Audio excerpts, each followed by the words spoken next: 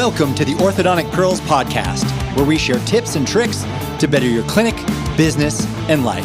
And now your hosts of the podcast, Drs. Chris Teeters, Brian Anderson, and Andy Sarpadar. We're back with another episode of the Orthodontic Pearls Podcast. With me, as always, are my co-hosts, Dr. Brian Anderson, Dr. Chris Teeters, and our special guest today is Dr. Mart McClellan. Mart, how are you doing today? Doing fantastic.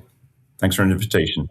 That's good. Well, Mart is a wealth of information on both orthodontics and financial management, so we're really looking forward to hearing from him. I'm really glad that we were all able to make it here this morning. I know there was quite a bit of confusion over the time zones, which is still making my head spin. Like literally 30 minutes before, or actually an hour before, we're still trying to figure out what is MST versus MTN versus MDT versus CST, and oh my gosh. Explain it to me one more time, Chris. How does this? So there's two time zones per every state except for Arizona, and we just have for Arizona because see the world hasn't caught up with us. We're correct. We should not be switching now that we don't have to worry about the sun and all that. But it's been so entrenched. But like the rebels we stay on MST all year long. But when everyone else switches from MST to MDT or wherever you are, could be Central, could be CST or CDT. We don't. We stay on MST. So it's very confusing when people are trying to schedule meetings because we're on with Pacific half the year and we're on with Mountain half of the year. Yeah. And everyone switches but us. And I think maybe Hawaii. I'm not sure on that one, but I think so.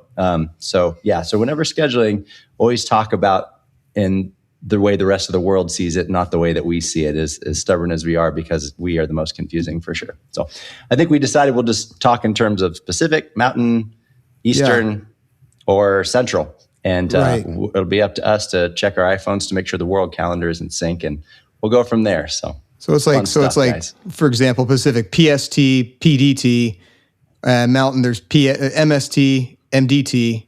We always stay on MST, MDT switches. But then Brian is telling me MTN, and I'm like, okay, I don't know if he's intentionally just trying to mess with my head, or what is MTN, Brian? Okay, so for anybody who's not you guys, Mountain Time would be Mountain Daylight Time during Daylight Savings Time. Right. And it would be Mountain Standard Time during non-Daylight Savings Time.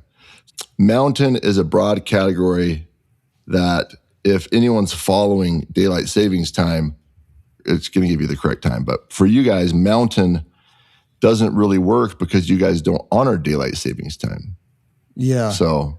yeah, I gotta be honest. I ace organic chemistry, but this stuff is still giving me a headache. So anyway, we're all here. It's giving me PTSD. Yeah, PTSD. There you go. Oh my gosh, no more abbreviations. Well, so Mart, you and I have had a few discussions over the years at MOPC. I remember a couple of years ago, I walked into your lecture and you're dressed as Braveheart, William Wallace from Braveheart.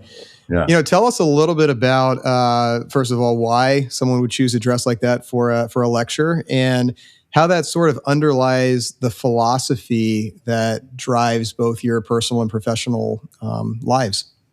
Yeah, well, first off, I'm Scott-Irish, last name McClellan, and so I've always had a very, very much a liking for William Wallace in the movie, one of my favorite movies of all time. And one of the quotes in there, in which I fervently believe, is that everything we do in our life is it's all for nothing if we don't have freedom. And and I think all the decisions that we make in our life, whether personally or professionally, ring around the word of freedom. And for me, personally, it's one of these things that I always tell my kids, always believe in life, liberty, and the pursuit of happiness. And we live in the country that gives us the ability to do that. And so when I make decisions, whether it's financial or personal decisions, I always want to make sure that I'm not being, how would I say, influenced by outside people. I want to make sure that I'm making the right decision for myself and have the ability to do so. Absolutely. Yeah, so freedom from influence. Obviously, there's freedom to make your own decisions and make the decisions that are in your best interest. Am I reading that right? Yes, 100%. Well, Mart, first and foremost, you are an orthodontist. So I'd love to hear a little bit about your background. I understand that you studied at the University of Michigan under two very different styles of practice. So tell us a little bit about your experience and how that has shaped your orthodontic career. Yeah, for sure. I went to Northwestern Dental School, the now defunct Northwestern's no longer. A lot of you guys weren't even around when it closed down. But then I went off to Michigan for my residency, and Jim McNamara was the chairman at the time. And so he was the one who recruited me. And I just felt very fortunate to get into that type of a program because I do believe it's an elite place to learn orthodontics. But during the middle of my 3-year schooling there, Lysle Johnston became the chairman. Jim was McNamara was the interim, and then Lysle became the full chairman at that time. And so I was feel blessed to sort of be exposed to both of those two individuals because needless to say, they are the titans of orthodontics, and they've influenced tens of thousands, if not more, people across the world in the education they provided for all the residents that they've trained and taught, as well as all the CE courses and all the other multitude of things they do. But we know, Jim McNamara is kind of from the non-extraction world, whether it's functional appliances and expanders and these types of things. And of course, Lysle Johnston is from the different world of maybe not that, maybe more from the extraction world. Right. And it was just fantastic. I mean, their interaction was amazing, but as a resident, I got the best of both worlds. And both those individuals really, really taught me how to think critically and how to look at the big picture from different perspectives, right? Because unfortunately, many times you'll go to a program and they'll only do like one thing, this particular method of treating patients. And so being at Michigan at the time it was just a fortunate time. And of course, those two individuals worked together for many years, even after, Lysle was the chairman. And so I just for chance, I was there when they were both the chairman. And so it was just a phenomenal experience. They're both on my thesis committee, and they believe you me, they challenged me greatly on that. And Lysle actually taught me how to be a better writer. So that I'm very blessed to have those individuals in my life.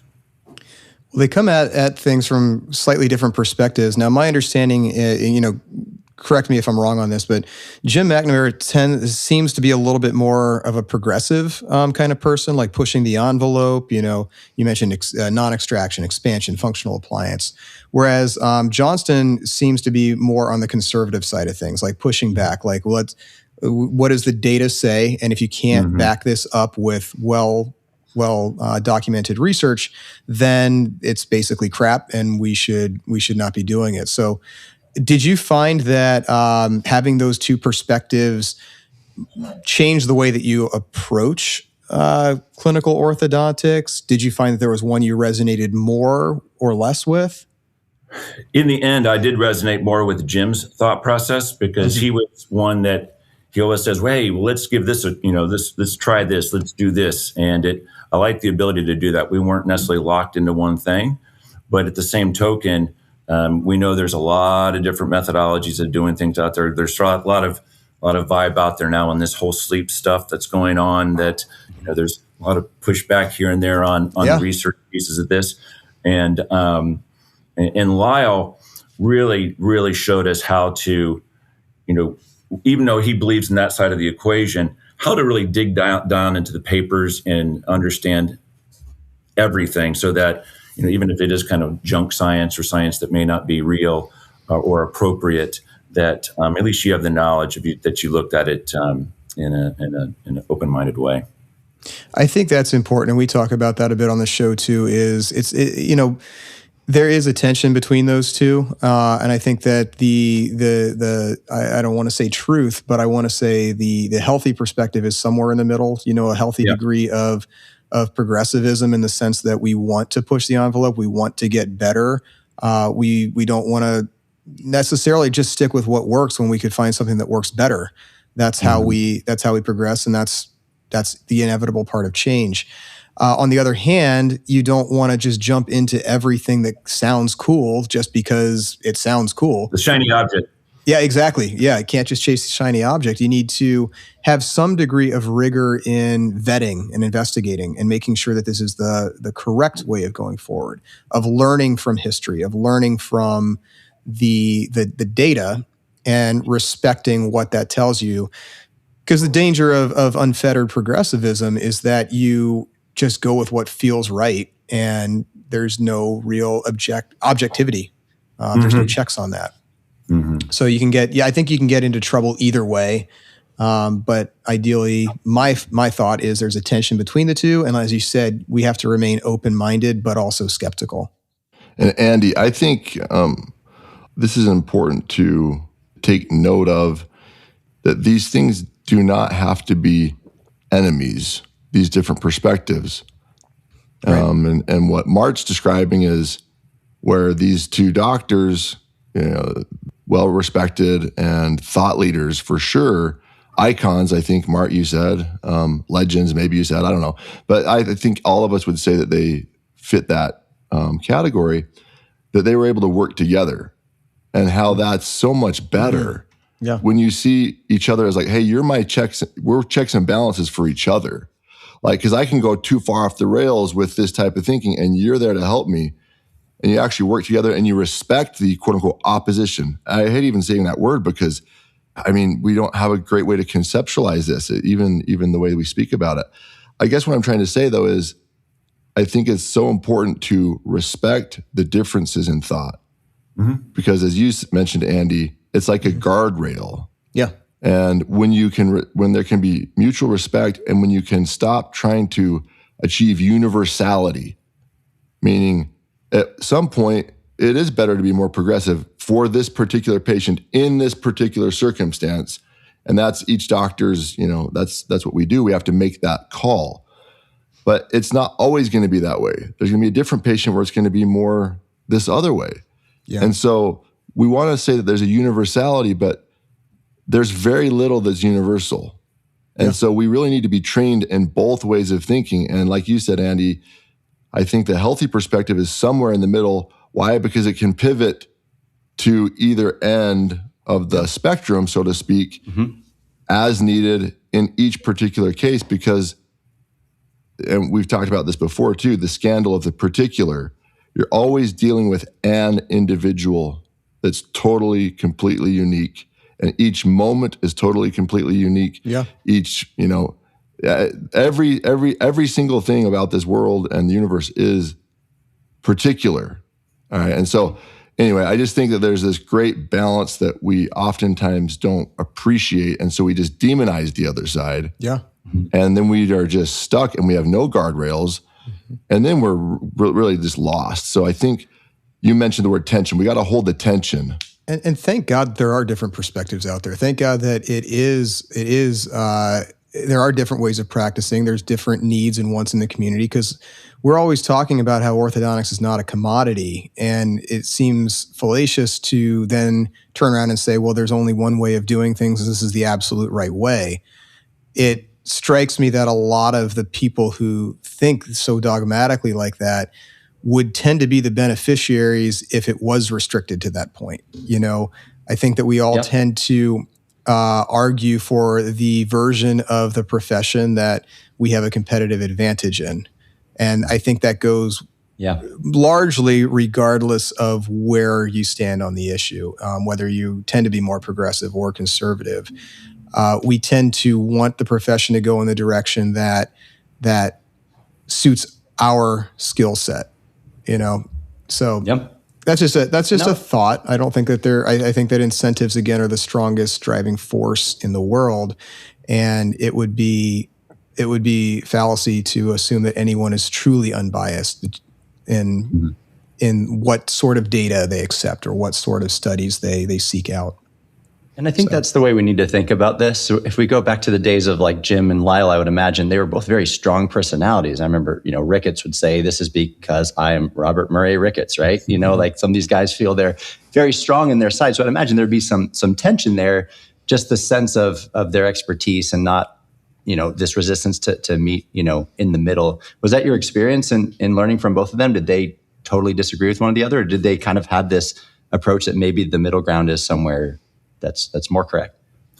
Well, yeah, that's kind of maybe the take-home message there, because people assumed going in that these relatively polar opposite individuals would be butting heads and not getting along. They'd be fighting out, here and there on what they believed.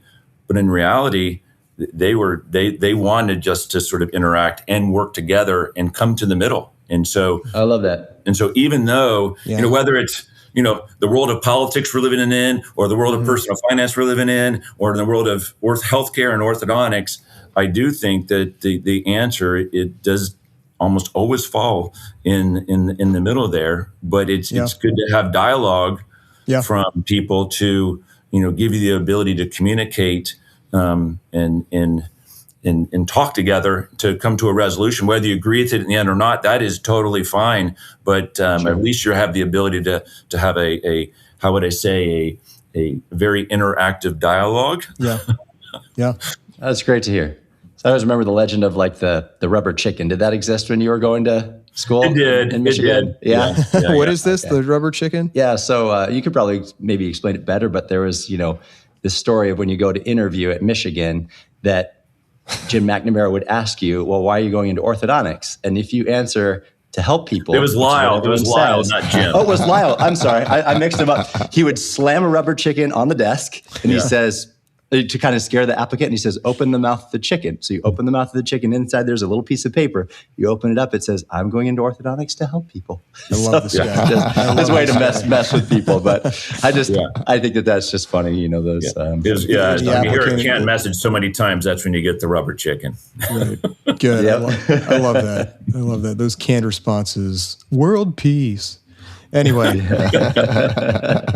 so from residency, you went on to practice, and I understand that you were partners with a very prominent member of the orthodontic profession. Tell us about your experience being partners with Lee Graber. Yeah, so Jim McNamara actually hooked me up with Lee. I wanted to go back to Chicago, and Lee was obviously in Chicagoland area, and so I interviewed with him and became his associate for a couple of years, and then we decided to partner up. And so we were partners for 13 years or so, and it was a great relationship, and learned a lot, needless to say. And I was very fortunate to be involved with Lee. I did not practice with his dad, Tom, but I actually practiced in the practice that Tom started in Kenilworth. Any pearls that you've picked up from Lee over the years? I mean, he obviously basically wrote the textbook on orthodontics. And I know he was a very systematic, interdisciplinary kind of guy. So any particular pearls that you think our audience could benefit from? Once he was also very open-minded like Jim too. And so when I came on board, I brought some things to the table that I was doing my residency through Jim that Lee was not doing all that much. And so, I was able to, show him some of those different techniques. And then, he did a lot of other types of things. He was a big class 3 treatment guy, and so he did some research on that. So I learned some things from that as well. But being with Lee was another great opportunity just to be with somebody who just had a breadth of knowledge and just was not really sort of locked into one thing. And we had a lot of great discussions together just about how to treat different things and how to look at different things. Fair enough. I think one thing that's interesting, Mart, about what you just said is, here's Lee Graber, who wrote, the textbook on orthodontics, and yet he wasn't locked into one thing. Mm-mm. I think oftentimes, my observation has been that the more we know, like the wiser we become, the more we realize we don't know.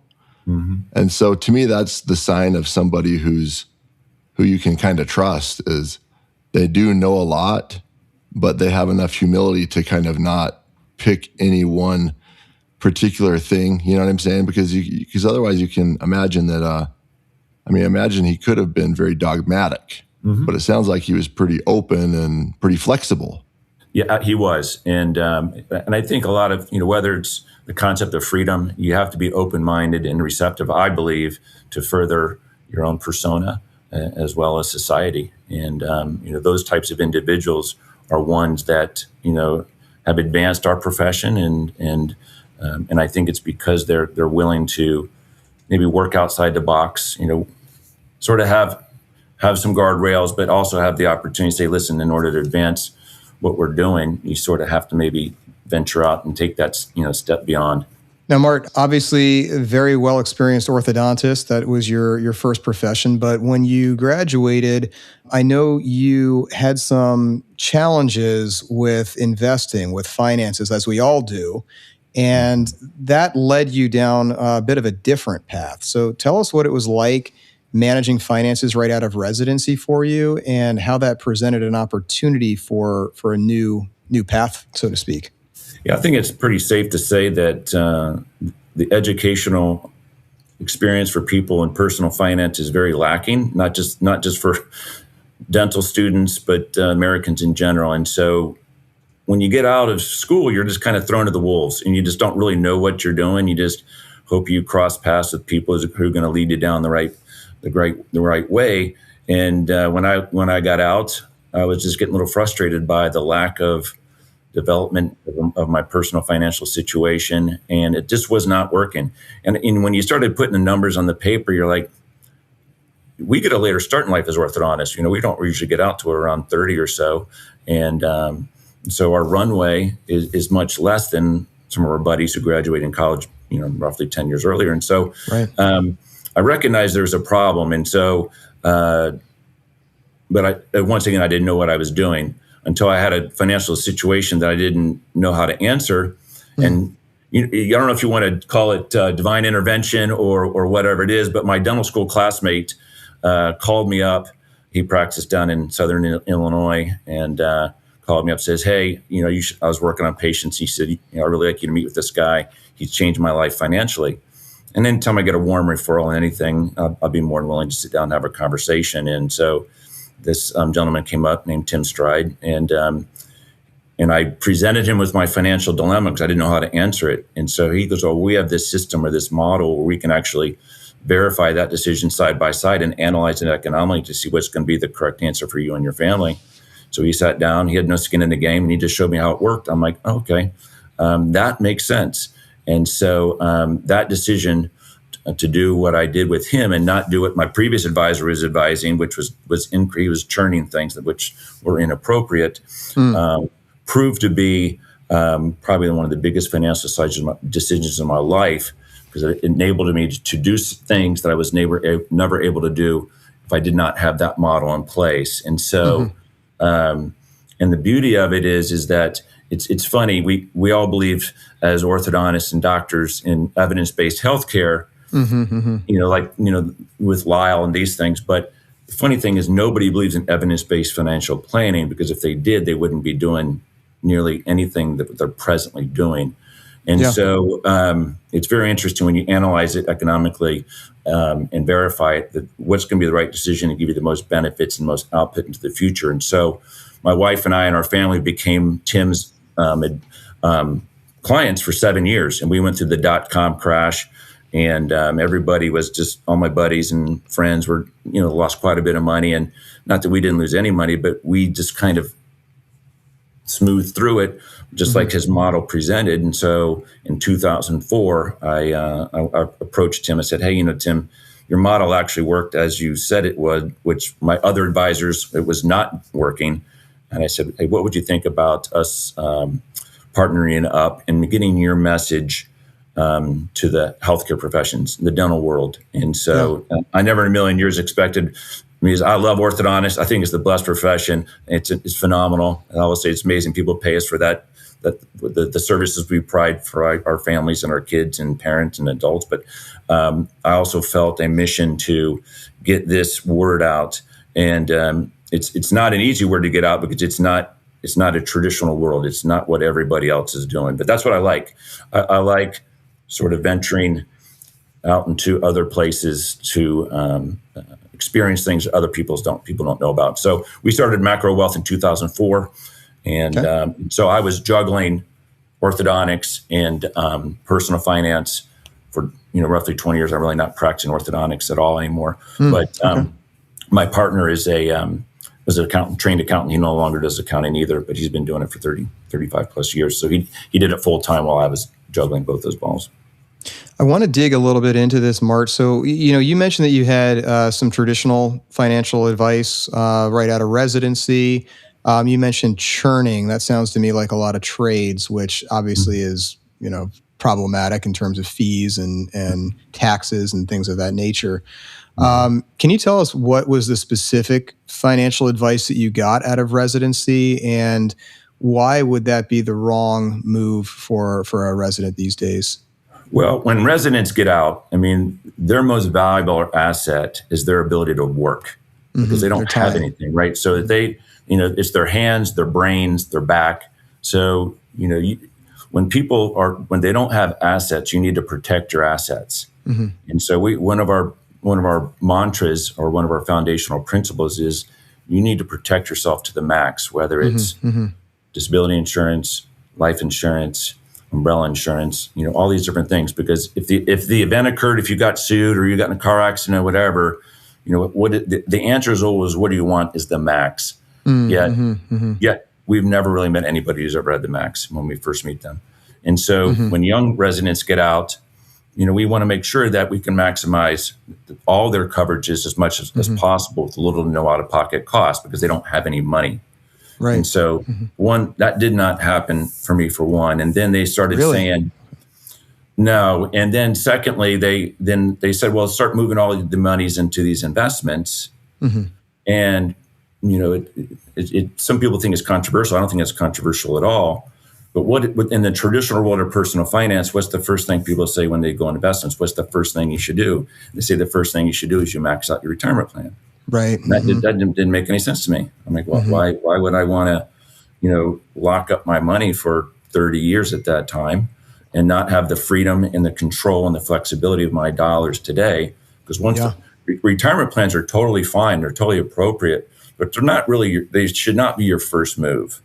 Because you need to have the flexibility of the dollar, so that, hey, I may want to go buy a house. I want to start a family. I want to maybe go buy a practice. Have some liquidity in your hip pocket before you move into places that are locking, that you don't have any liquidity. You put yourself in jail. And so you always need the most cash flow, management of cash flow, whether you have no money back in the day, like with all the student loan debt and so forth and so on, which we can talk about if you like, but throughout your whole career, it will really determine, how much wealth you have in the future, because you want to get as multiple uses of the dollar over time, just like banks do. They get multiple uses, but yet the banks tell us to get one use. We need to think like them. We can't do what they're telling us to do, and that's a big deal. Right. It's the game of capitalism, and I love the game. I love the competition. I'm a very competitive person, but when you're young, you don't know these things. And then, and then other things come into play, like, they're trading stocks or doing this and that, it's called churning, or even in life insurance and contracts, you can also churn in things, life insurance contracts too, which is, not appropriate if you have the right things in place. And so these are things orthodontists are never taught or trained on. We've been going to a number of residency programs recently. We were just at U of I in Chicago speaking to the residents. We're just trying to get this word out, because in the world we live in, this is for all Americans. We only have one curve of life, exponential curve of money. And I shared it at MLPC when I spoke there. And every decision you make today doesn't necessarily just impact today's world, but it mostly impacts 30 years down the road. Right. So it's a tremendous loss of wealth. You can't reach your maximum financial potential if you're making the poor decisions in your 30s, in your early 40s. It just makes it much harder when you're 45 and above, 50, and you're like, oh, I want to retire now. Yes, that exponential curve, as you mentioned. And one thing I want to touch on, because you mentioned that, is you told me that compound interest is not the eighth wonder of the world. And that actually sounds like it conflicts with this notion, because that exponential curve, we most of the time see that in regards to investing into the stock market, or even like CDs or a checking account to some extent. Not a checking account, sorry, high yield savings account. But the idea here is that you put in $1, next year that's $1.08, and then the next year it's whatever $1.08 times 1.08 is going to be. And it just example a lot of people use is give me a penny today, give me 2 pennies tomorrow, 3 pennies the next day. None of this sounds like anything for the first, couple of weeks. And then, by the end of the month, you've got enough, you could stack enough pennies to reach the moon. Yeah. So that's the quote unquote miracle of compound interest. However, you say that's not the whole story here. So tell me, what did you mean by that when you say it's not the eighth wonder of the world? Compound interest is not the eighth wonder of the world. Well, funny thing, just as a sidebar, Einstein never said that. Everybody says Einstein said it in his eighth wonder. He never said that. He was not an economist. He wasn't even alive when the marketing people of the financial institutions started marketing the gimmick of that, because it is a gimmick. And the reason why it is a gimmick is because money is not math and math is not money. So what you just said, you put in the pennies side by side, that is a mathematical truism. But it's not money, because money today, a penny today is not going to be the same penny 30 years down the road. Inflation, taxation. There's like 10 or 15 different wealth eroding factors, that put your money at a much weaker place in the future, and people never account for that. And so the exponential curve is not, it's not a linear thing. Like you put money here and just let it accumulate over time. You should put an accelerant. It should get multiple uses. And so instead of like 3 + 3 pennies, which is like the accumulation, you just change the symbol to a multiplication sign. So same inputs, but you get bigger output. So instead of 6, 3 + 3 is 6, 3 times 3 is 9. Same inputs, greater outputs, because you're moving the money, you're velocitizing the money along the curve. So you're not like saying, hey, I'm going to put my money in a retirement plan and I got this big number at the end of the rainbow, but it's not the same dollars at all. And so people never account for that. And then on top of it, when you put money into non-taxable and outside account, when your accounts compound, so does your tax. You have a compounding tax on top of your compounding account. So it's a very inefficient way to grow wealth on that curve. And so it's not a miracle. It's mathematically a miracle, but it's not economically a miracle. Interesting. So you're saying that it's more complicated than just give me 2 pennies on the second day, then 4 on the next. So you're more talking dynamic. about It's not a linear thing. It's a dynamic thing. Gotcha. And you mentioned multiple uses for this money. It sounds to me like you're describing leverage, which is kind of how the banks are using our money. So we make a deposit, they loan that money out, they pay us a fraction of the interest that they're making on it. But those loans can be flipped multiple times and leveraged up. I mean, I'm not a financial expert. I might misquote this a bit, but I understand that's how the financial crisis of 2008 started, with those subprime mortgages. So the lending restrictions got basically evaporated, and they were just throwing out these multiple mortgages to people who should not qualify for these. There's no way they're going to make the payments on these. And then they would take those, and on paper that looks like junk, which it is, but you wrap it up into a, was it a CDO? Is that what they called it? The collateralized default swaps. So the credit default swaps, that was the insurance policy they bought out against that. So that's interesting. So like you wrap it into this package, and they say that it's diversified, right? So if you have one subprime loan, no one would want to buy that. If you've got 100 of these packaged together, it feels like it's diversification, because the conventional thinking is 100 loans are not going to go bad, but they're all bad loans. So, but now they get this high rating. They're able to flip that to another lender, and then the collateralized debt obligation. I said it wrong. The credit default swap was then another investor basically shorts that, because they know it's going to go down, by buying an insurance policy against it. So what started out as, say, a $200,000 subprime mortgage has now leveraged itself out so that the exposure, it could be, millions of dollars at that point. Am I describing that accurately? No, you did a very good job explaining it. And then, of course, the banks, there was a lot of free money back then. And so banks make their money by lending, right? And so, Right. but when I'm talking about, then when they take multiple uses of the dollars, that's what they do. But you can do the same thing in your personal financial life without. You can still have leverage, but you don't have to use leverage at all. Leverage is a very valuable tool when you go into the business ownership space. Buy a practice or buy real estate, commercial real estate, rental real estate, all these other things. So that's a piece of the puzzle. But you can still velocitize money without using leverage. It helps, but it always has to be a well-crafted plan when you sort of take that decision to stroke or sign the document for the loan itself. Because people get in trouble with that, right? Can you give me like a hypothetical example of what that would look like using your money in multiple use cases? Yeah. So let's say you make an investment. So or you have like a money market account.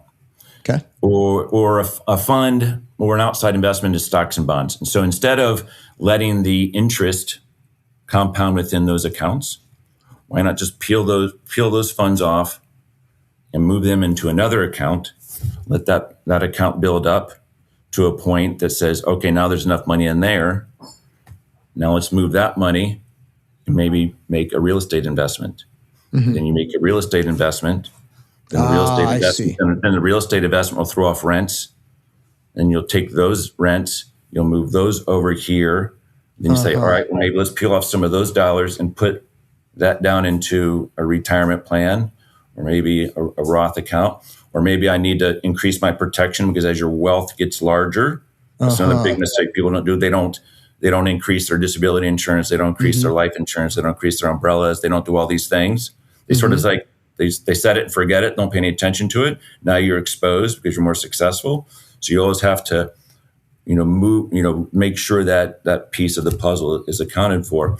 And there's a new technology, I think I mentioned to you on the forum, is that captures all these cash flows because it's a very difficult thing to do. But now there's technology to capture all the flows to sort of keep them moving throughout your financial life. And so, or another example would be there, Andy, is like, so you're paying for a car loan. Okay, now the car loan is captured. Now you got that payment freed up. You move that into the model. Then you move that into an investment. And so you never want money to sit in one place for too long because it gets eroded away by the wealth eroding factors. So when you're talking about multiple uses for your dollar, you're not describing necessarily the leverage that I was describing. No, you're more describing like multiple vehicles, multiple investment vehicles that synergize. I think the traditional advice would be park it in an index fund and just let it grow. You're saying that's not the most advantaged way of going about it. And I think one application of this for us practice owners, Chris, we were talking about this, the idea of purchasing your own real estate and how that can be a synergistic force with your practice for multiple reasons. It's not just I own the real estate and I practice inside of it and I just pay myself rent.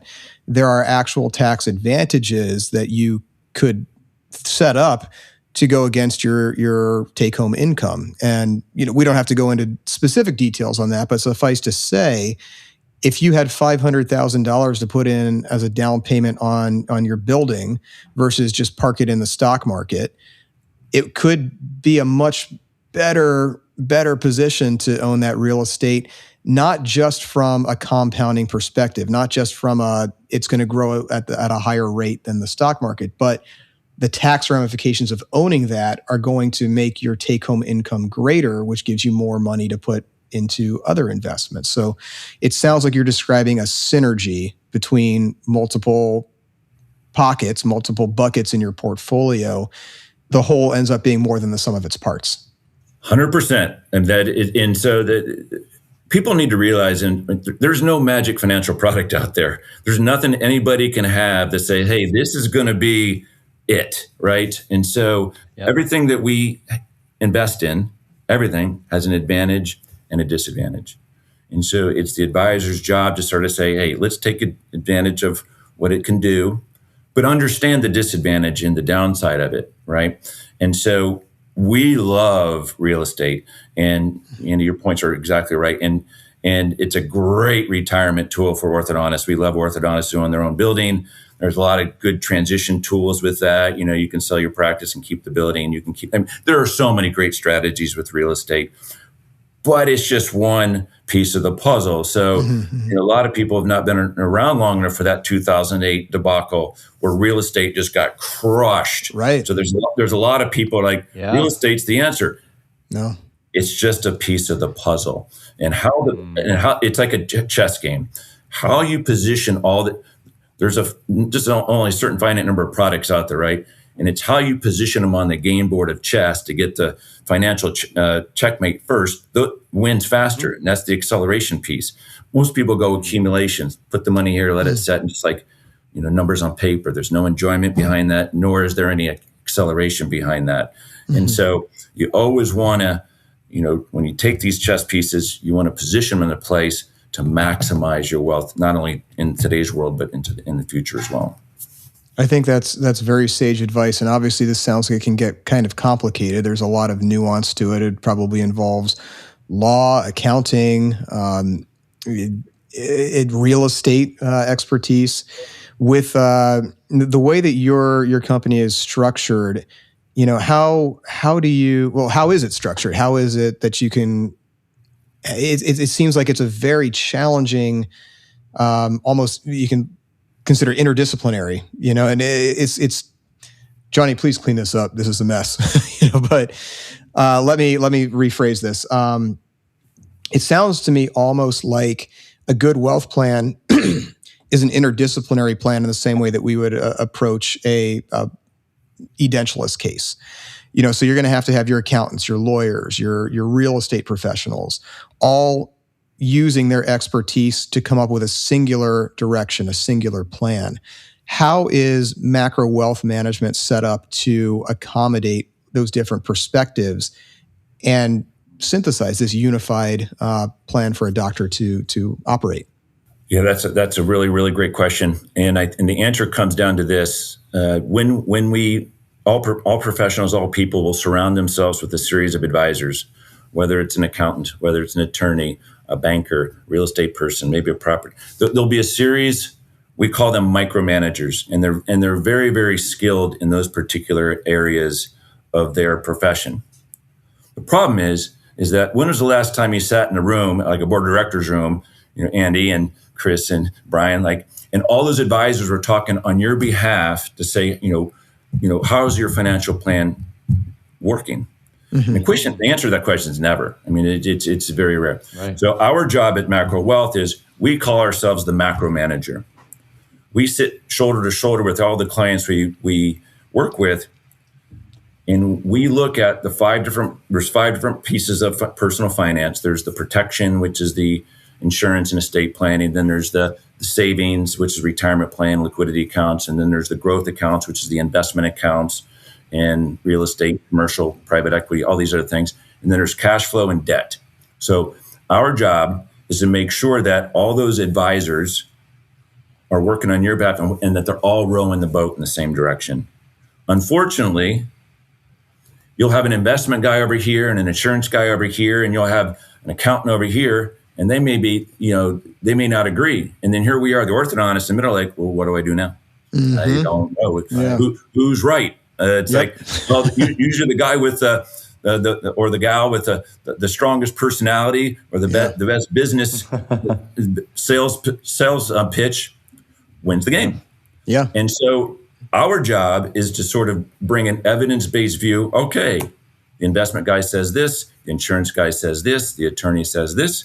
Let's put it on the model. Let's analyze it economically. And let in the world we live in, dentists and orthodontists are very smart people. They get it. Like, oh, okay, this makes sense. And then our job is to make sure that it gets implemented in the way that they want. And then some. We when we work with people, we never kick anybody off the team. We look at ourselves as the head coach of the football team, and they're like the owners of the professional football team. We have to win the Super Bowl for the owner. But all those other offensive coordinator, defensive coordinator, lines coach, receivers coach, they're all micromanagers. They're all very skilled at that particular area, but it's our job as the macro manager to pull the plan together and develop the game plan for the holistic way of pulling it, making it work. Because it is, the answer is how it all works together. It's not, one particular thing.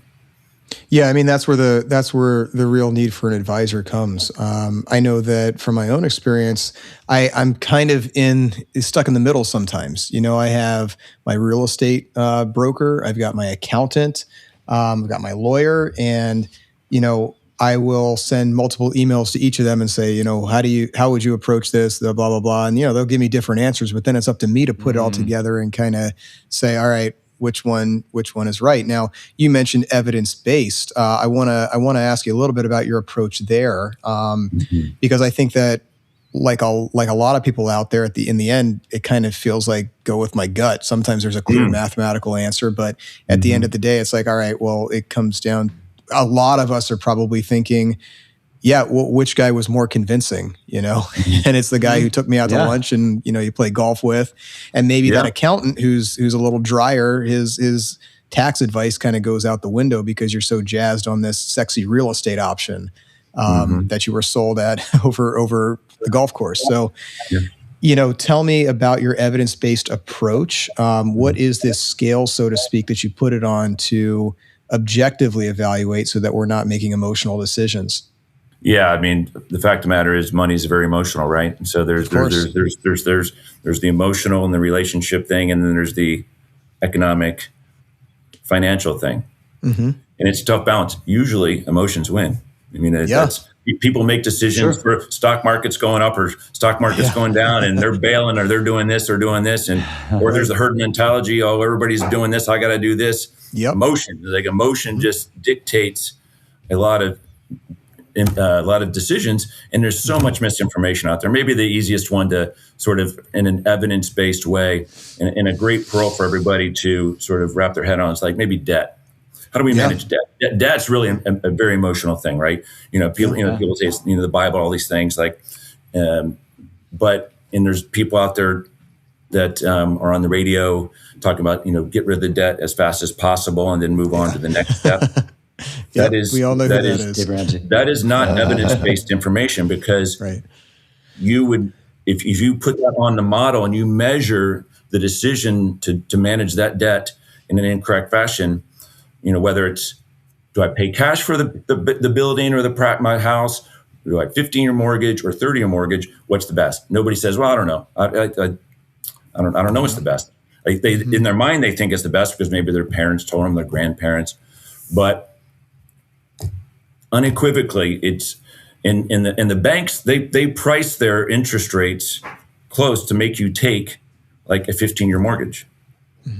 And people say, well, you're paying so much more interest on a 30-year mortgage. You are, but the banks make more money on a 15-year mortgage than they do on a 30-year mortgage, much more. And that's why they price it close, because they want you to take the 15-year mortgage. Why? Because they want to velocitize your money. They want your money back faster so they can give out more loans, right? And so when you structure your debt over time, you want to structure it over a long period of time with a low interest rate if possible, and use where inflation's your enemy on wealth building, inflation's your friend in debt payment.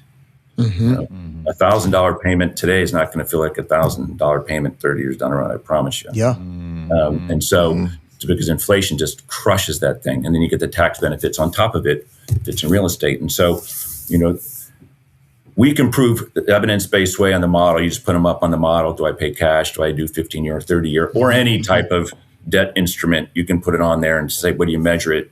And that's where we come and say, listen, go to your banker or your lender and say, hey, listen, what can you do with me on the terms?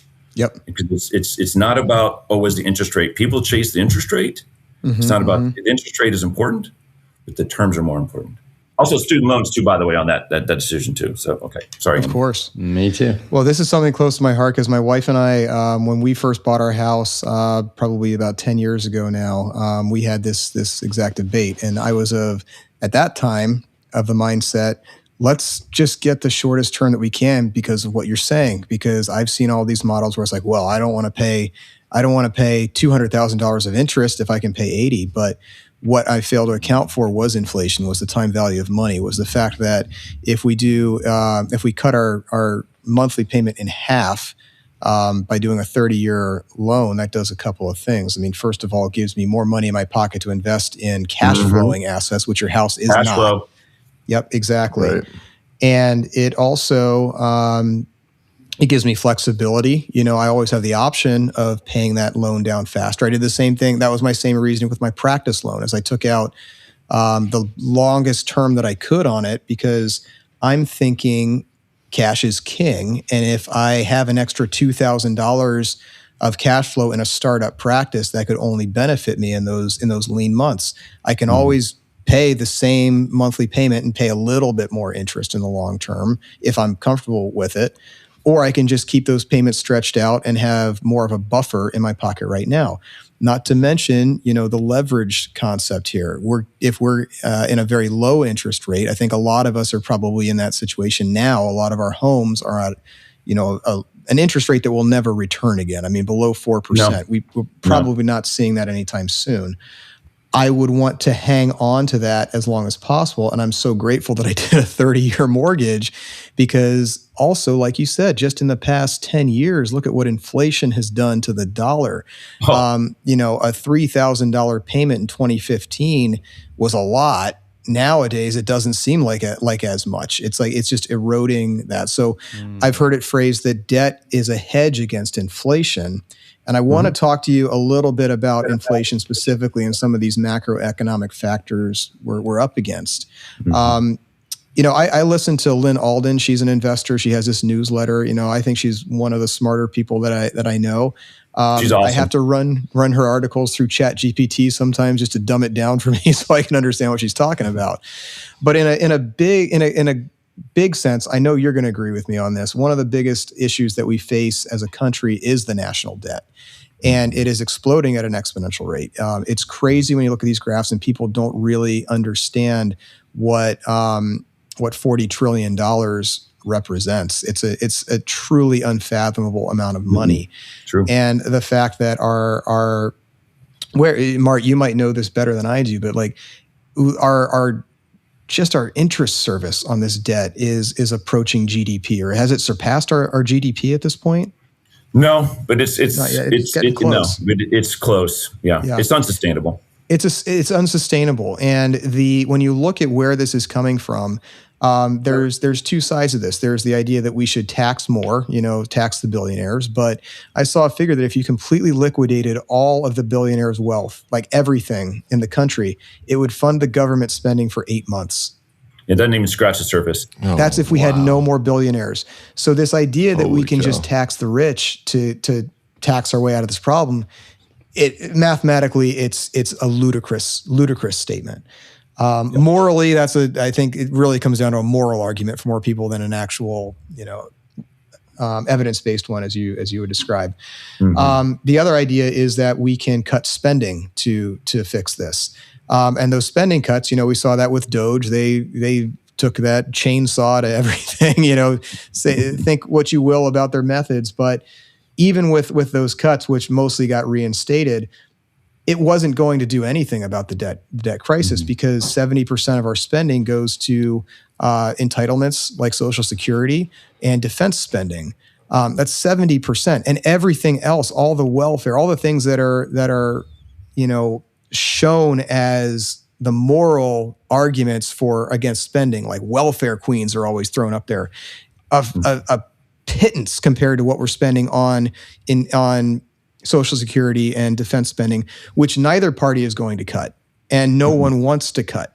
So we're in this trap where we're stuck. We're stuck with our spending. We're stuck with our debt, and we can't tax our way out of this. Where does that leave us other than reducing interest rates and letting inflation run wild? We're going to have to inflate our way out of this, make the debt, that $40 trillion, insignificant.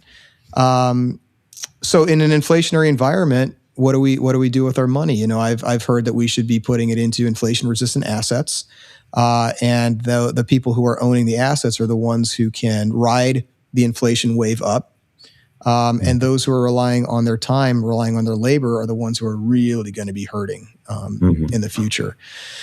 So, comment on that. Tell me how much that aligns with reality as you see it, and what are some strategies that your clients would use to maintain the value of their investments. I think you're spot on all those comments, and our dollar's been debased even 20% in the last 5 years. So crazy. So 20%. It's awful. It's horrible, and so there's really no. The only way out of it is we have to grow our way out of it, which we're making efforts. It's good to see there's been some progress there, but to your point, it's going to be inflation, and inflation. I don't foresee inflation going down any further than it is now, and especially with the geopolitical things going on with oil, going up, and that there's going to be some pushback on that. They're going to see some, worldwide rising prices there. But that I do believe that's going to go down into the future. So I'm not overly concerned long term on that whatsoever. But the management of the inflation is, if an asset-based decision is a big one, whether it's real estate, gold, cryptocurrency, Bitcoin. These types of assets are ones that help preserve your wealth over time. But even more importantly than that, those are just products. And so when you can show ways to sort of get that velocity, you can make a relatively safe or not risky product perform at a much higher output to overcome the impact of inflation. Because things like bonds have always been kind of a zero-sum game because of inflation and taxation. It's just not a great place to be in terms of. By the way, I guess I should probably say it's not financial advice. Please consult your advisor and all the comments I'm making. That is important. Yeah, that goes for me too. Nothing I said was financial advice. So we having assets that can sort of at least account for inflation or stay in front of inflation is essential. And so that's where when you invest in some of these different investments that are not in the traditional world, the whole idea of the whole 60-40 portfolio that many people hear, 60% stocks, 40% bonds, 70-30, that's kind of a dinosaur. That's gone by the wayside. There are better ways to structure these portfolios to overcome some of the issues of inflation, because it's such a we call it a stealth tax. It's very nefarious. It's more damaging than taxation by far. It's not even close. And the government can do it just because they just turn on the money printer and just let it go burr, and here we go. And so and people don't feel that. And it's very. Well, they feel it at the pump. They feel it at the grocery store, but I don't think that they connect it with what is driving inflation. And certainly, inflation is multifactorial.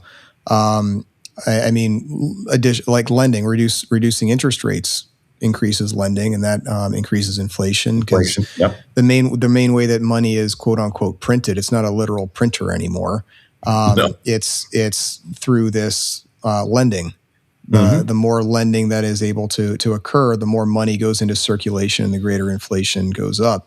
And that's one of the reasons why, in theory, modifying interest rates should be a check on inflation. I think it gets more complicated than that, though. I mean, you have supply side shocks. We saw that during COVID. A big reason why things got inflated was the transportation system basically shut down. And when you have less supply of needed products, whatever is in circulation is going to be worth more. You have that combined with the stimulus checks, with all the low interest rates and the money printing, and it was just a recipe for high inflation. Avoidable or not, that's largely a matter of opinion. But it's interesting to see that even after we've come out of COVID, there's really no appetite to rein this in, at least not in a meaningful way. It's more. It feels like it's still just smoke and mirrors. Like emperor has no clothes. Like just, create inflationary policies and then just say that they're not. And we all agree with that, some of these bills on both sides of the political spectrum, the way they name these things is just, it's almost insulting to your intelligence, No, it is. It literally is, but they do that I'm like, I just question who's buying this, who's buying Inflation Reduction Act that spends all this money and reduces interest rates. Yeah. A big, beautiful bill, at least it was named, aptly named as a big bill. It's not what we wanted necessarily, certainly not what I wanted, but at least it was big, beautiful. I don't know. But again, I think that we're stuck with this no matter what, especially, my disappointment has been to see that even the Republican Party, I don't want to get too political, but just even the Republican Party at this point seems to have no appetite for reining in spending. They were supposed to be the watchdogs on this. Mm-hmm. And it's just not happening. You could make the argument that we're going to grow our way out of this and that's how it's done. But that's an argument that both sides use. And it comes down to, do you trust these policies and will they actually work? I don't know.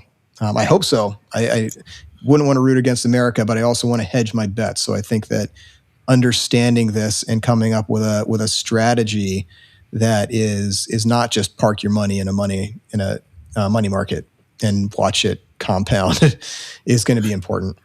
Well, yeah, and so that the inflation piece is one that it's such a challenge to overcome. But there's all the other things too, whether it's the government, wanting to tax us more and eat away at our wealth that way. And the unfortunate part about life is that when you add up all those eroding factors, inflation, taxation, market fluctuations, planned obsolescence, things break down, you got to replace them, technological change. You want the new phone, new golf club, high-tech golf clubs, all these different eroding factors add up in everybody's personal financial life by about 15%. So if people are not saving at least 15% per year of their gross income, they're going backwards because 15% is like a net zero. And so the national savings rate by the Fed, the St. Louis Fed, across America today for the American citizen is 4%, maybe a little bit over 4%. Ooh. So it's real when people are saying they're having all these issues with affordability and all these things because their money is being attacked by, we call them the rules makers or the rainmakers, whether it's the government through taxation, whether it's corporations rising prices, or whether it's financial institutions through, fees and commissions and all these other things. All those people want the consumer's dollar. So it makes it every day more and more difficult for them to save $1 and then deploy $1 into their wealth. And so that's why people are having to work longer. You may have seen the statistics. The average dentist now, ADA says the average dentist retirement is like 69. Wow. It used to be 62 20 years ago. So that number just gets pushed out more and more. And it has a lot to do with what we're talking about today on this conversation, because people are in the accumulation world. They're sort of following this traditional path of what they think is right, but maybe not be as good as it could be when, they're looking at things in a linear accumulation fashion, not in a dynamic acceleration fashion. Mm-hmm. So the savings piece, and the funny thing about the savings piece, guys, is that savings is exponentially more important than the rate of return. People chase rate of return. We could go through some mechanics of the economics behind that. Not even close. You can't even throw out a rate of return high enough to overcome a higher savings rate. Okay. To the tune of millions, by the way. So people could just say 2%. Let's assume that you have your base salary and you get a 4% raise, or your income goes up 4%. There's the concept called the propensity to consume, right? Back when we were all residents, we didn't make a whole lot of money. We lived on like ramen noodles and in a small apartment, right? It's like crackers and ramen noodles. And we were happy. We were having a great time, all the great things. I always tell people I stayed in school so long because I liked intramural sports and keg parties. That's kind of the orthodontist Van Wilder over here. Yeah, just keep going. But the thing is, the savings. If people could just save maybe 2% of their raise, 2 of the 4%, that adds up to millions of dollars over 30 years. millions, and your lifestyle's not changing. But unfortunately, as we get, the more we make, the more we spend. Yeah. It's human nature. It's human nature. We can't help it. We're all guilty of it. Yeah. So there has to be there are new technologies out there that give the people the ability to save on an automated basis. Because budgeting doesn't work. Budgeting sucks. Chasing rate of return is challenging at best. And believe me, I like high rate of return. That's what I do. Sure. But but when you put in combination high rate of return with a savings rate that can be automated, game changer. I mean, that blows my mind that you're right. It's a fallacy of human nature is that we tend to inflate our lifestyle with our income. We almost can't help it, but I always consider that at the income levels that orthodontists and dentists are making, I mean, no one is poor, if they're a full-time working doctor. And certainly we see people living on much lower than what we're living on, and they're happy and they're fulfilled. And yet somehow we feel like we need to leverage our futures by spending every dime that we have or not saving enough. It just kind of blows my mind that, like you said, we were used to a resident lifestyle, and that was fine for us. We were happy. And yet somehow now we can't even restrict ourselves to a couple $100,000 of spending a year and then invest the rest. You say that to even your past self, and they probably smack you in the face. Like, you can't live off of $200,000 a year and invest the rest of your income. Yeah. It's crazy. So yeah, certainly. But I mean, maybe you need to be scared straight by someone like you, Mart. Just tell them how it is. Well, it's interesting. A lot of times there's this whole concept living in the world of scarcity and the world of prosperity, and you got to sort of look at what is the potential of what we do. We have finite resources, finite time, and the money that we make, that dollar we make today is a very precious dollar. So it needs to be deployed in the place that's going to give us the maximum output. The world we live in, as I said before, it's a blessed profession. We make a lot of money. We make way more money than most of the citizens. But the problem is that when we make our money and we accumulate our money through time, and this is a problem in traditional planning as well, and we get it almost every week, in that when we meet with a new doctor and they're in their maybe 45, 55 years, and whatever it may be, and say, has your advisor ever talked about how are you going to turn this mountain of assets you've created into an income stream in the future? And they say, no, we just talk about investing. We're just putting money here, my retirement plan, cash balance plan, profit, whatever, and we're just accumulating this mountain. But the problem is that if you don't know how you're going to get the money out, when you get there, you're going to take a big pay cut. And it happens, it happens every single time we do the analysis. It's never really not done this. Is that when we take somebody's numbers, put them all on their model, and do the analysis, they're going to take between a 40 and 60% pay cut in the retirement of their pre-retirement income. Now, the problem is in orthodontics is that we make a lot of money. So they can justify, well, I can live off, $200,000. It's still a lot of money. It's good. I'm good with that. I go, why don't you want it better? Yeah. And so in the world of prosperity, that's kind of a scarcity comment. We don't like the word need. Needs and goals. We can't stand those words. We want wants and desires. Yeah. What do you want? If we can build you 100%, you can have the same income in retirement that you had in your pre-retirement years. That's inflation protected, as well as built-in guarantees. Is there a reason you don't want that? And by doing that, it creates what we call the triple win, where you have maximum income. You have the same income you have in your pre-retirement. You don't disinherit your children or your family members, and you can give purpose to your dollar through charity. You can do all three with the same dollars. And so we call that's the special place to be when it comes to financial planning. But if you're never exposed to the models of acceleration, especially people who try to do it themselves, they will always fall within that first model, because they don't know how the pieces fit together. Is this an educational issue, Mart? In your opinion, curious why more people wouldn't go in that direction. Is it just they're lacking the education? Is there a risk or an inertia issue to just the way that they've always done things and they're just taking conventional wisdom? What is the resistance to engaging in a plan like that? Bias, people's experiences, herd mentality. Yes, lack of education. Unfortunately, in the world of personal finance, most people surround themselves with investment people. So investment people like investments, right? Or they surround themselves with insurance people. Insurance people like insurance. By themselves, they're not very good. Insurance by itself is not very good. Investments by themselves are not very good. The key is having people put them together and sort of create the synergy between all of that to sort of give you that amplified income into the future.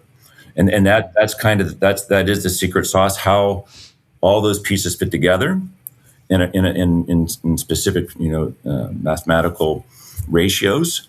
And it's when it's done, and it can be done with, the weird thing is it can be done with the same dollars. You're not saying, hey, give me more money. Any advisor can say, if you give me more money, you can maybe get more output.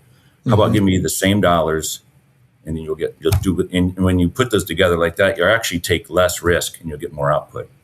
But it is a lack of education, and we get it all the time. It's like, well, never heard this type of discussion before. It's because most people live in those separate worlds of the micromanager. They don't live in the macromanager world. Well, I think that's where you say separate worlds. It seems to me like you've managed to merge these different worlds. Yes. Which makes sense given that you came from the program that you did with Jim McNamara on the one end, and exactly Lysle Johnston on the other. And so it's like perfect. What I see with what you're describing is like you're describing evidence-based approaches. Okay. So there's the Lysle Johnston part. And also just saying, hey, but we don't want to be chained to any one thing. Hey, we want to have freedom to be able to do what we want to do. Hey, we want to do this. We want to duck, put money here, pull it out there, put it here. We don't want to be, chained to doing things the way they've always been done just because that's what someone said. Right. So I see this great merger, and it's like, oh, no wonder. Well, of course you would be the guy to do that, with the financial world. Another thing that I'm noticing, as I'm just listening to you, it sounds like this is a more active way of investing your money. It seems like you understand the complexity in the world, that you accept that the world is complex rather than simple. So, well, if it's complex, we have to look at it in a complex way with looking at this angle, looking at that angle, looking at that angle, looking at that angle. And that's too complex for one individual to manage. Like it's too complex for one person to not, you have to have a CEO. So it seems to me like what you're describing is you guys position yourself as sort of the CEO of this complex entity that includes these types of people, these types of vehicles, that type of asset, but we can direct and move things here and there and there. And so I think, of course, that's a really great service if you view the world as complex, which I tend to as well. It's very complex. Then I think what you're doing is just simplifying it for the individual because we can't do it ourselves. You're spot on. That's exactly right. And you have to surround yourselves, with those other people as well. They're very, very important people on the team, but you just need somebody to pull it all together. And there aren't many people who, have the technologies and the softwares that can sort of show you that. And that's kind of the benefit of having an advisor, and hopefully other advisors out there are doing something similar. I'm not quite sure on that, but. Well, Mart, no discussion with you would be complete without a discussion of Bitcoin. So that was another contact we had way back. It must have been pandemic era. You did a webinar on Bitcoin, and that was something. It was really kind of taken off around that time, right? Like it was always this like.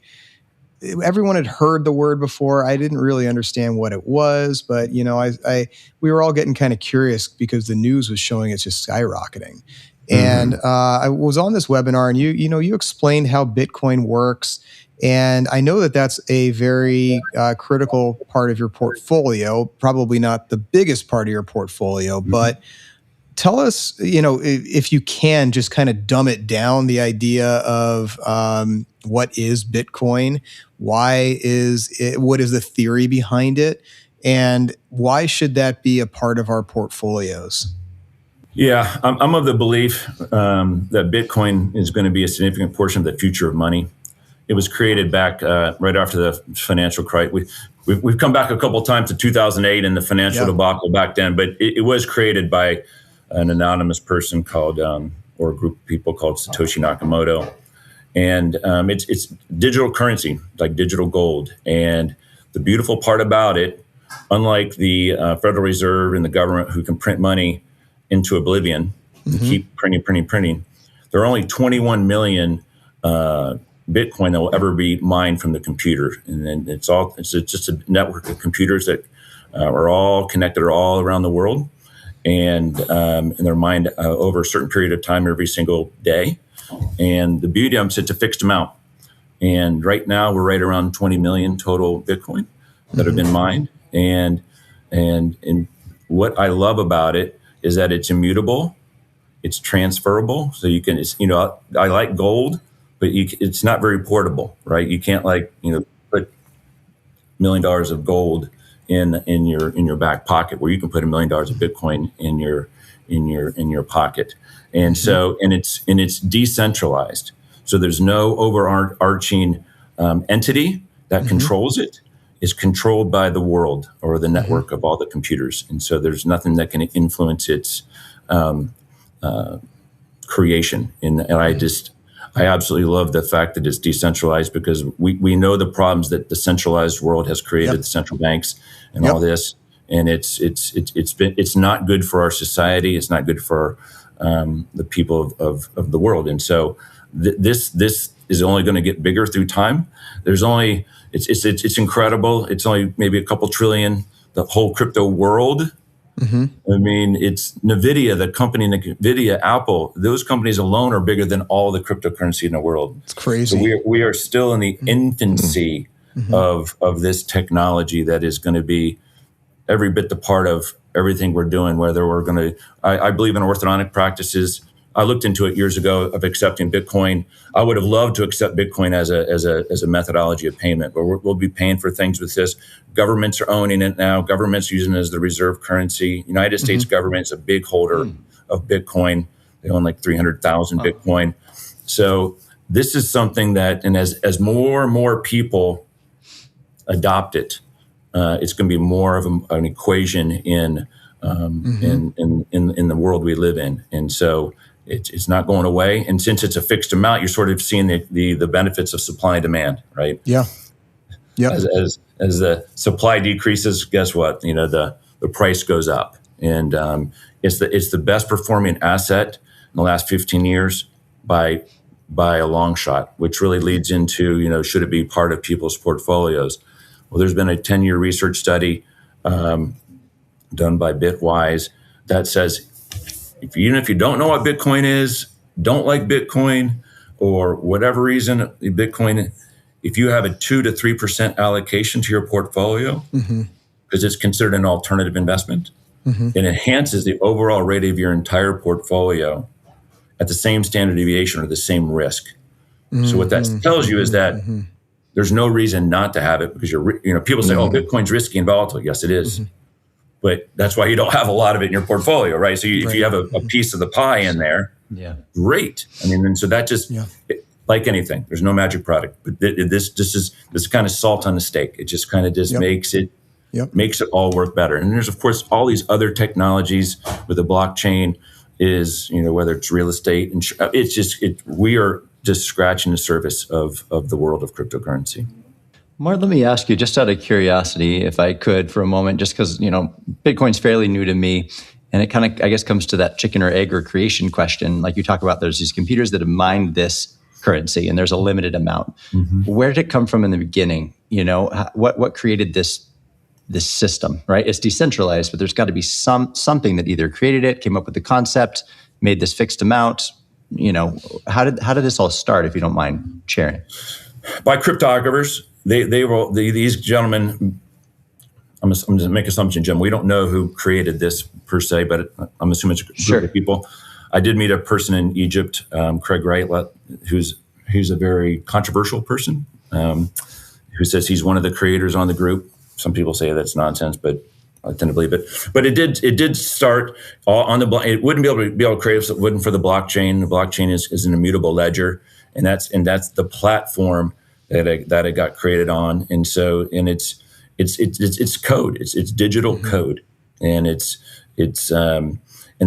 was built to be a cash to cash payment system.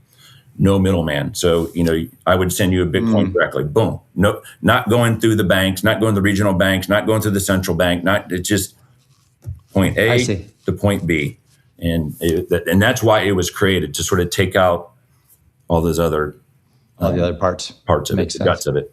Mart, I want to ask you, like you mentioned digital gold, and I think that's sort of the holy grail. That's what everyone wants Bitcoin to be, a hedge against inflation, hedge against the stock market. In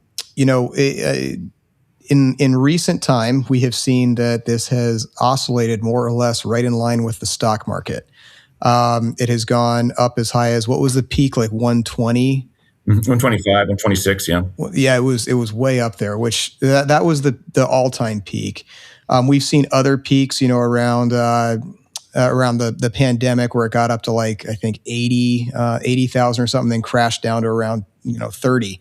Yeah. More recently, it's quote unquote crashed down to about in the high 60s, low 70s, I think last time I checked. The point being, it's still very volatile, and it does seem to be following the stock market, which is one of the biggest critiques of Bitcoin as a store of value similar to gold. Can you explain to me why we're seeing that? Why that would be a valid critique of Bitcoin, or on the other hand, why is that just noise in the grand scheme of things? Well, years ago, one of the beauties of Bitcoin was it was a non-correlated asset. It actually did move in opposite directions at the stock market. But to your point, and so that was the attractiveness. That's actually the attractiveness of alternatives too. When the market's going up, the other ones is maybe not going up as much, or it's a seesaw. That's why the incorporation of it both is critical. But and it used to work in that direction. But since the incorporation of Wall Street a number of years ago, Bitcoin ETFs came to play, and now there's Ethereum ETFs. Now it's becoming more institutionalized. Interesting. And so the fact that it's becoming more engaged on Wall Street, which is a good and bad thing, of course, because the more adoption will come when it comes to Wall Street. But then, the beauty of Bitcoin is it's the people's money. I mean, it wasn't the system. It was there before the institutions. Yeah. This is one of the times in life that the people had the opportunity before, the private equity people and all these people, right? And so those people don't necessarily like Bitcoin sort of going in the direction of the institutions. Of course not. No, they hate it, actually. So, I mean, I see it all as a very interesting social experiment. That whoever had the resources, the time, and the education, and the mind, and the connections, and the money to develop this, saw this as a social experiment. Like, hey, the world is controlled by those that have. And Andy, you mentioned earlier that, like, as a resident, we had so little, and then you get more and more and more, and then you think, well, gosh, I couldn't go back to that, because the more you have, the more you want to protect what you have. And so you have governments and institutions and, the quote unquote haves, so to speak, that want to just protect it. And so as they quote unquote protect it, there's less for everyone else, right? And so to me, it seems like someone recognizes like, hey, we got to introduce something that they can't control. But then ironically, well, not ironically, it's how history always goes. Then they start incorporating themselves into it. Now the governments are getting into it, and now it's not going to be distinguished. That's sort of the tricky thing about it, is because the more they adopt it, the more it's just, oh shit, it's just going to go back to being the same old thing. It's going to go back to being the same old thing. It's sort of like how you, if you, that 6-7 trend, it was really cool when no one knew what it was, and I still don't really know what it is, but it was cool because the adults weren't involved with it, because it was like a secret little handshake for kids. And as soon as adults started doing it, you see it on like the mainstream social media or at sporting events. It wrecks it. Now all of a sudden it's like, no, not cool anymore. Right. Wrecks it. Yeah. Interesting. It's an exciting time, but now it's more correlated, unfortunately. But it's not necessarily like gold either, because gold is much bigger market share and it's not as volatile. It is pretty, it's volatile, but it's not like Bitcoin. So it's kind of a proxy for gold right now, but but in the future, you're starting to see some of the volatility through time is going to definitely lessen. But the volatility in the past is what's driven the returns, right? That's kind of that whole concept. So. Absolutely. Yeah. So I think it's big picture thinking. It's long term. I know that when after our talk, I got involved with Bitcoin, then I made the mistake, Brian and I both did, of going heavy into DeFi with some knowledge of what we were doing, but basically enough to get us in trouble. And, when everything crashed, we lost a good chunk in both DeFi and in our Bitcoin. But what I did at that time was whatever scraps I had left over in DeFi and those little shit coins or whatever you want to call them, I basically sold it off, put it into Bitcoin at 30,000, and then just said, there you go. I was prepared to lose all the money I put into this anyway. And if it goes up, which I think it probably will, then I'll make it all back and then some. And if it doesn't, then well, it was a lesson, and I'll go take it out on Mart when I see him at the meeting next time. I've got some bruises here or there, Right. But sure enough, you can't complain with 2 extra money since that time. That's exactly. I mean, it's come back, and now my wife is sleeping in the same bedroom as me again, and there you go. I feel pretty good. So a great discussion, Mart. Well. This has been a great one. I appreciate your insight. I feel like I could go on for 2 more hours with you about this stuff. But if someone is interested in hearing a little bit more about macro wealth management, I also understand there's a meeting that you have. Tell us a little bit about that, how they can get more information. Yeah, every year we have an annual meeting. It's in Chicago. It's a world-renowned Glacier Center where all the Nobel laureates from the University of Chicago have been. So it's really cool spot to have a venue, and we invite speakers from all over the country to speak about all these topics, whether it's alternative investments, state of the economy. We're having an AI person come in this year, as well as tax mitigation, crypto. It's an assortment of different things. It's a really fun day, and then the next day we're going to Wrigley Field. We rent out the rooftop building and get to watch the Cubs. So that sounds awesome. So it's a great event. If people want to get in contact with me in a couple different ways, they can email me at martm at macro-wealth.com. That's my email. If you can text me. I'm open to text. That's as well, 847-363-5502. And our website address is www.macro-wealth.com. So those are our contacts, and cool. Always love to have a conversation with people, see where they're at, and see if we can show them a different way, look at it what they're presently doing through a different lens. And people, those are where the people who we like to surround ourselves, so open-minded people with a love of family and faith. That's kind of the groups that we like to be part of, and as well as business owners and of course, orthodontists. What is the date of that meeting again, Mart? You said it was in Chicago. Where I'm sorry. Easy one to remember. You can't forget it. 9/11. Oh, my daughter's birthday. Friggin' Friday, 9/11. She'll love that. Take it last year. Yeah. Bring it with you. She'll love that. That's where I'll bring her to with a bunch of guys talking about finances. My 4-year-old daughter, she'd love it. Yeah. So, yeah. I'm trying to get her into baseball though, so maybe she. There you go. At any rate, well, thank you again for being with us today. For all of our listeners out there, thanks for listening. Please go ahead and review our show. 5 stars would be preferable. If anything less, please just tune out, go do something else. If you are a vendor in the space and you're interested in learning about sponsorship opportunities starting as low as $100, please reach out to us at orthodonticpearls@gmail.com. We have the meeting, we have the Facebook group, and the podcast. Lots of options for sponsorship out there. Thanks again for everyone listening, and we will see you on the next one. Go Blue.